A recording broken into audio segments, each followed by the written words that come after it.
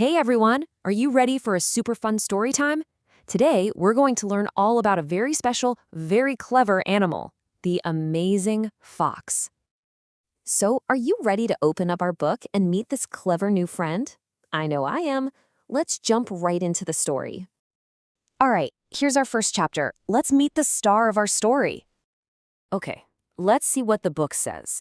It reads, "Here are some wily foxes in the forest." Wily. That's a fun word. It just means they're really clever and smart. And look at this picture. You can see this super smart fox sitting on a big rock, right in the middle of a big, beautiful forest. I wonder what he's thinking about. So if this fox is so clever, what do you think it likes to eat for dinner? Let's find out what's on the menu. All right, the book tells us they are on the hunt for a yummy meal. Foxes are omnivores. This one wants some meat. So it looks like he's out looking or hunting for something tasty. And it uses another new word, omnivore. But right now, it seems like this fox is really hoping to find some meat.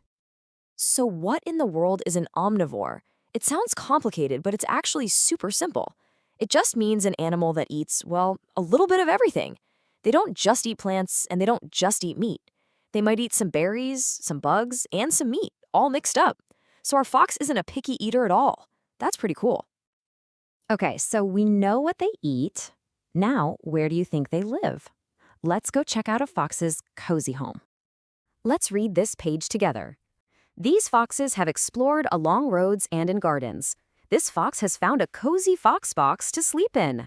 Wow! So this little guy was out exploring and he found the perfect little spot to take a nap. Doesn't that look super cozy?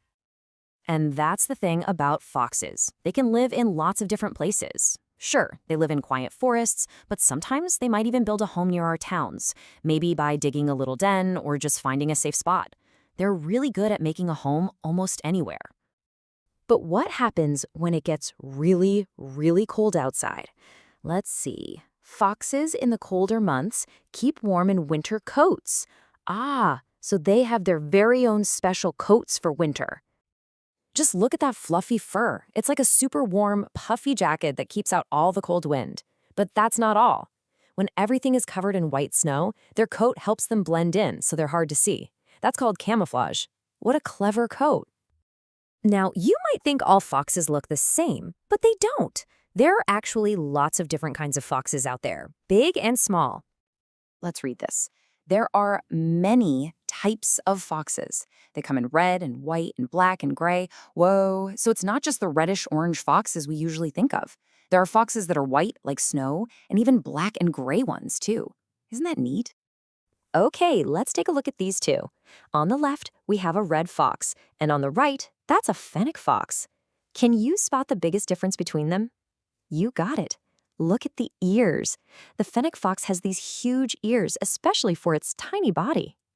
The book says bat-eared foxes and fennec foxes have huge ears. Adults are about 20 centimeters tall, so even when they're all grown up, they're still pretty small. And those giant ears are like super-powered hearing aids. They help the fox hear tiny little sounds, like a little bug crawling way far away in the quiet desert. How incredible is that? Okay, get ready for a really surprising secret. We're about to find out who the fox's family members are. Any guesses? And the answer is surprise. The book tells us this is because dogs, wolves, coyotes, jackals, and foxes are all in the canine family, Canidae. Can you believe it? Foxes are in the same family as dogs. So all of these animals you see here, foxes, dogs, wolves, coyotes, and jackals, are all part of one big family called the canine family. That means they're all kind of like cousins. Now that you know, can you see how they sort of look a little bit alike? Just imagine if all of these animal cousins got together for a family party. What do you think they would talk about? Maybe the dogs would talk about chasing balls, and the wolves would want to howl at the moon. What kind of stories do you think a fox would tell? And shh, look at that. It looks like our little fox friend is getting sleepy after all of our adventures today. He's curled up in a little ball, fast asleep. I bet he's having the best dreams. Let's be quiet as we turn the last page. Wow, what a great story about our fox friend.